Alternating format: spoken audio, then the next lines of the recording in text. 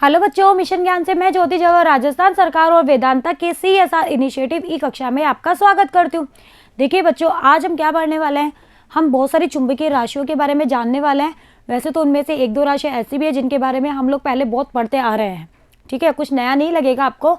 उन राशियों के बारे में जानेंगे हम और फिर उनमें कुछ रिलेशंस है उनको हम यहाँ पे डिराइव करेंगे, जहाँ से हमारा न्यूमेरिकल पोर्शन काफ़ी अच्छा बनता है कि आपको कोई भी 2 दे देगा, 3 दे देगा, फोर्थ की वैल्यू पूछेगा। ठीक है, तो आपको वो रिलेशन अच्छे से पता होने चाहिए। चलिए, तो हेडिंग लगाइए चुंबकीय राशियाँ और इनमें संबंध। मेरे साथ साथ आप लोगों को नोट्स ज़रूर बनाते रहना है। वीडियो में आपको कोई भी प्रॉब्लम आ रही है तो आप वीडियो को बार बार देखिए, अपनी बुक भी रेफर करते चलिए। ओके, न्यूमेरिकल पोर्शन को मेरे साथ साथ आप लोग सॉल्व करते चलिए। सबसे पहले हम जो चुंबकीय राशियाँ पढ़ने वाले हैं उसमें हम सबसे पहले पढ़ने वाले हैं चुंबकीय क्षेत्र की तीव्रता। इसे हम कहते हैं आई। चुंबकीय क्षेत्र की जो तीव्रता होती है उसको हम आई से डिनोट करते हैं। किससे डिनोट करते हैं? इंटेंसिटी ऑफ मैग्नेटाइजेशन फील्ड, इसे कहते हैं आई। नेट चुंबकीय आघूर्ण, आई का जो फॉर्मूला होता है वो ये होता है। आई जो होता है capital M net upon capital V. M net का मतलब होता है चुंबकीय आघूर्ण, पहले भी हम पढ़ चुके हैं ना। एम चुंबकीय आघूर्ण पढ़ा है ना, एम नेट। और वी है आयतन, वी है मेरा वॉल्यूम यानी कि आयतन। और आई जो होता है वो जाई एम इंटू एच बी होता है। इसे जाई बोलते हैं। ये जो सिंबल आता है ना थोड़ा सा ऐसा घूमता हुआ, इसे जाई बोलते हैं। ठीक है, जाई एम और कैपिटल एच। तो अब यहाँ से इसकी डेफिनेशन क्या होगी? नेट चुंबकीय आघूर्ण और आयतन का जो अनुपात होता है वो चुंबकन क्षेत्र की तीव्रता कहलाती है। तो अगर आपको फॉर्मूला याद है तो डेफिनेशन तो आप इजीली बना सकते हैं ना।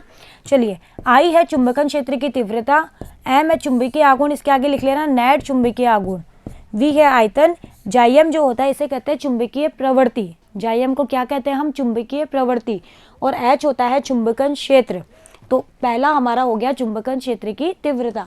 चलिए, चुंबकन क्षेत्र की तीव्रता, चुंबकन कर लेना इसको, चुंबकन क्षेत्र की तीव्रता।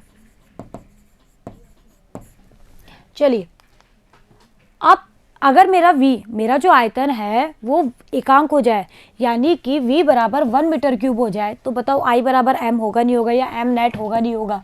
होगा ना। तो यहाँ से भी आप एक डेफिनेशन और बना सकते हो। इकाई आयतन के लिए नेट चुंबकीय आघूर्ण चुंबकन क्षेत्र की तीव्रता कहलाता है। यहाँ नेट लिख लेना, मिसिंग है, यानी कि इकाई आयतन के लिए नेट चुंबकीय आघूर्ण चुंबकन क्षेत्र की तीव्रता कहलाता है। चुंबकन क्षेत्र की तीव्रता का मात्रक क्या होता है बताइए? आई होता है एम अपॉन वी। एम जो होता है चुंबकीय आघूर्ण का मात्रक होता है एम्पियर इंटू मीटर स्क्वायर। क्या होता है? Ampere into metre square. ठीक है, क्योंकि एम जो होता है वो NIA होता है।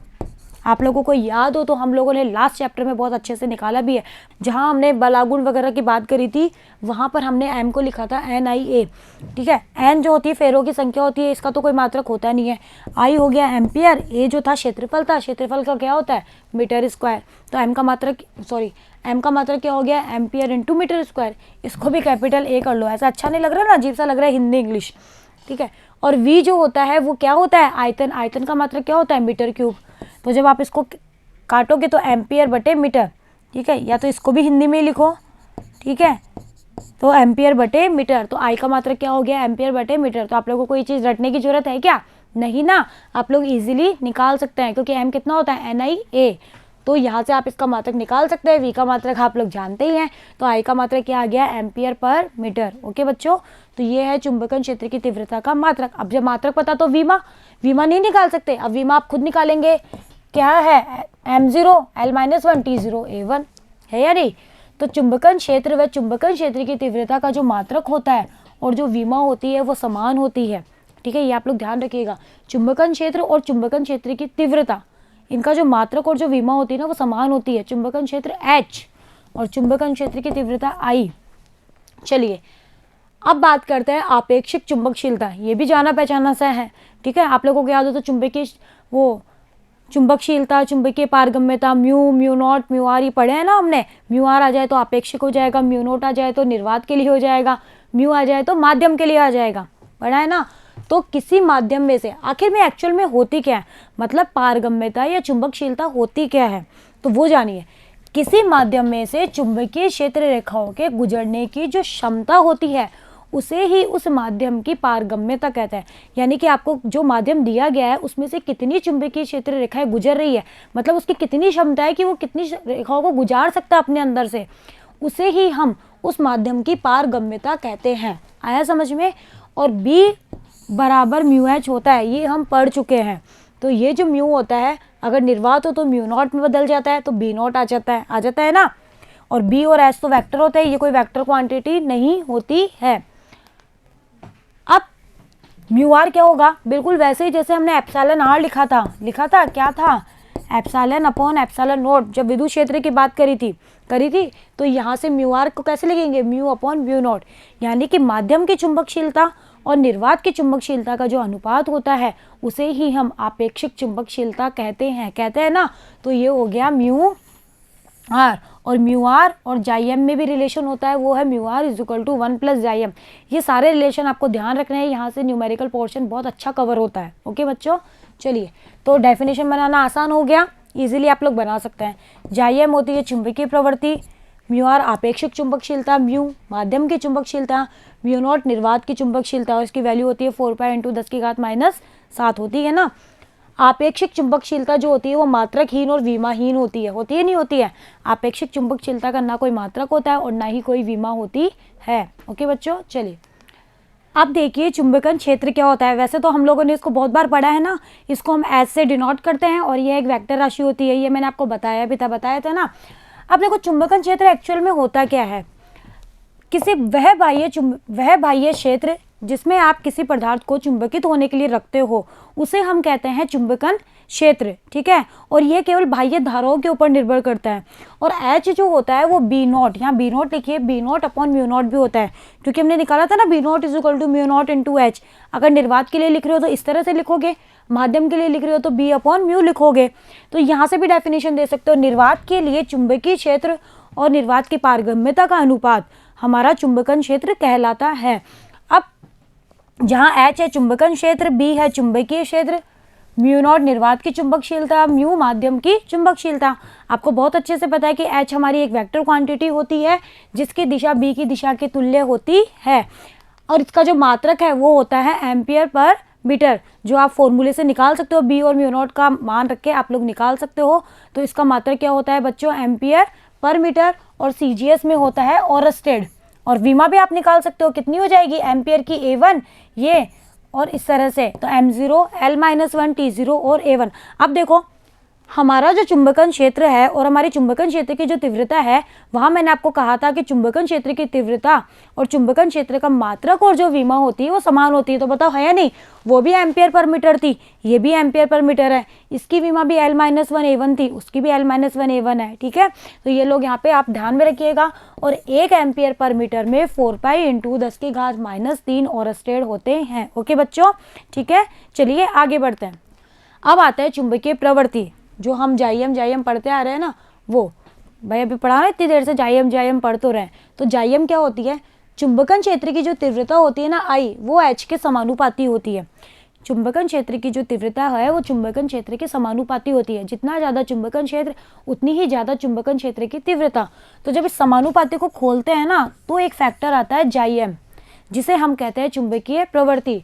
तो जाइएम कितना होता है, I अपॉन H होता है। ओके, जाइएम चुंबकीय प्रवृत्ति, I चुंबकन क्षेत्र की तीव्रता या चुंबकन, और H चुंबकन क्षेत्र। ओके, चुंबकन क्षेत्र की तीव्रता और चुंबकन क्षेत्र के अनुपात को चुंबकीय प्रवृत्ति कहते हैं।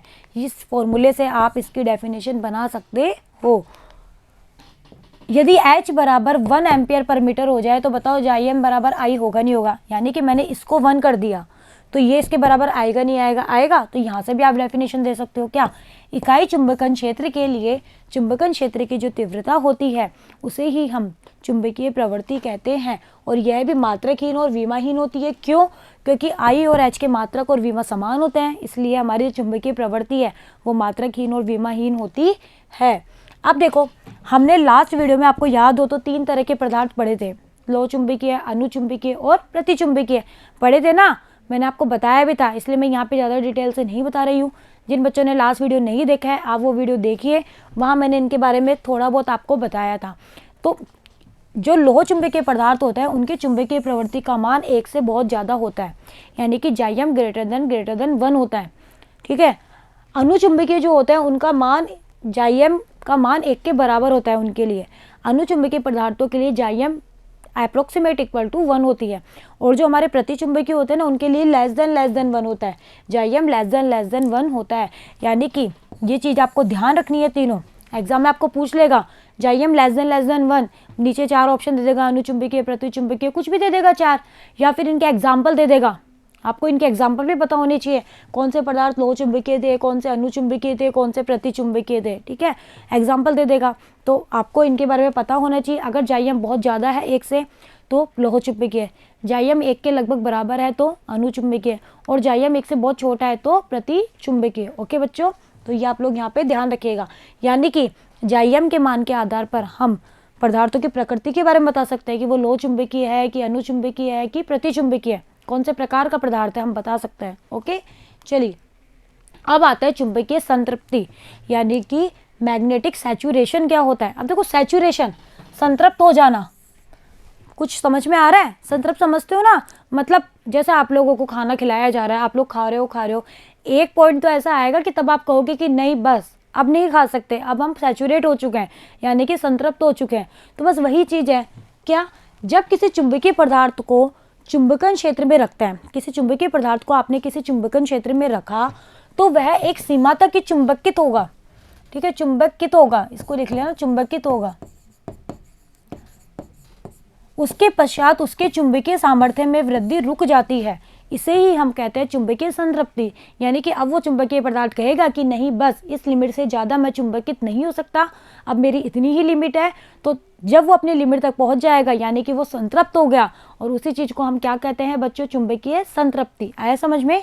चलिए अब पढ़ते हैं हम चुंबकीय पारगम्यता। ये तो हम ऑलरेडी पढ़ चुके हैं, शायद ये टॉपिक वापस रिपीट हो गया।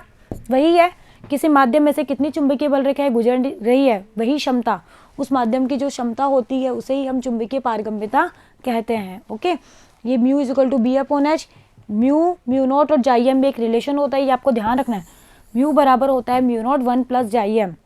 ओके, ये आपको ध्यान में रखना है। जहाँ जाइएम चुंबकीय प्रवृत्ति, ये निर्वात की चुंबकशीलता, ये माध्यम की चुंबकशीलता। अब विभिन्न चुंबकीय राशियों में हम संबंध ज्ञात करते हैं। हमने बहुत कुछ पढ़ लिया ना, चुंबकन क्षेत्र पढ़ लिया, चुंबकन क्षेत्र की तीव्रता पढ़ ली, चुंबकीय प्रवृत्ति पढ़ ली, और क्या पढ़ा, अपेक्षित चुंबकशीलता पढ़ ली, चुंबकीय संतृप्ति पढ़ ली। अब इन राशियों में क्या संबंध होता है हम वो डिराइव करते हैं। तो यदि किसी परिनलिका में धारा प्रवाहित की जाती है तो परिनलिका के क्रोड में उत्पन्न किसी चुंबकन क्षेत्र में रखे किसी पदार्थ में चुंबकन हो जाने पर चुंबकीय प्रेरण बी, चुंबकीय प्रेरण को हमने किससे कहा, बी से, बी में मुक्त धारा के कारण उत्पन्न चुंबकीय प्रेरण बी नॉट तथा पदार्थ के चुंबकन से उत्पन्न बद्ध धाराओं के कारण चुंबकीय क्षेत्र B1 के योग के बराबर होता है। मतलब कुल मिला के वो आपको सिर्फ इतना बोलना चाह रहा है कि आपका जो B होगा वो B नॉट प्लस B1 के बराबर होना चाहिए। जहाँ B क्या है, B तो है परिनलिका के क्रोड में उत्पन्न किसी चुंबकीय क्षेत्र में रखे किसी पदार्थ में चुंबकन हो जाने का चुंबकीय प्रेरण। ठीक है, बी नॉट क्या है, बी नॉट है मुक्त धारा के कारण चुंबकीय प्रेरण होना, और बी क्या है, बद्ध धाराओं के कारण चुंबकीय प्रेरण होना। भाई धाराएं भी दो प्रकार की होती है, मुक्त और बद्ध। ठीक है, ये आप लोग पढ़ोगे आगे। तो इस तरह से हमारा जो टोटल जो बी होता है वो वी नॉट और V1 के बराबर होता है। तो बी बराबर मैंने लिख दिया बी नॉट प्लस B1। परंतु पदार्थ के चुंबकन के कारण उत्पन्न चुंबकीय प्रेरण जो B1 होता है ना, वो तो पदार्थ की चुंबकन की तीव्रता I के समानुपाती होता है, कि ये जो B होगा वो इस I के समानुपाती होगा। तो जब इस समानुपाती को आप खोलते हो तो B is equal to mu not I आता है। कितना आता है, B is equal to mu not into I। तो यहाँ पे ये वैल्यू रख दी, और इस B नॉट की जगह रख दिया म्यू नॉट इंटू H, इस B1 की जगह रख दिया mu not into I। Okay, तो यहाँ से आप लोगों ने क्या कॉमन ले लिया, म्यू नॉट, तो ये आ गया H प्लस I।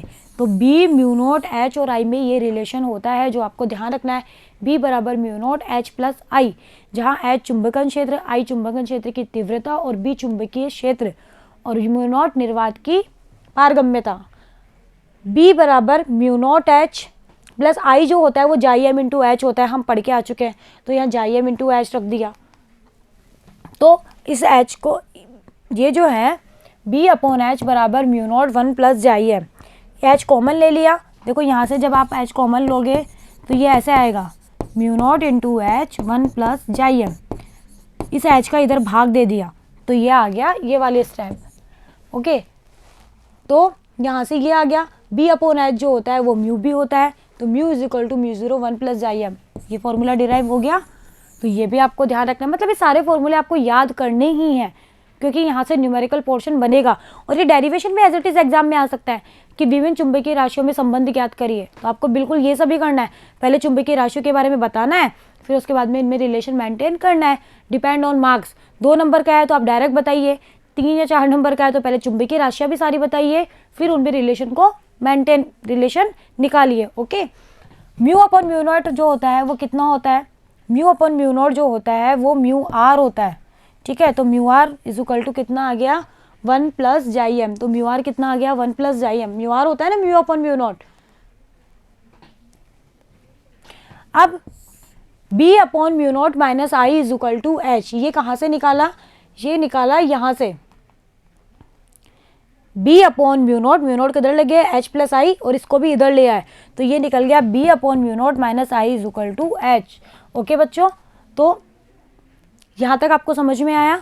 तो ये था एक रिलेशन मेरा, ये भी आ गया।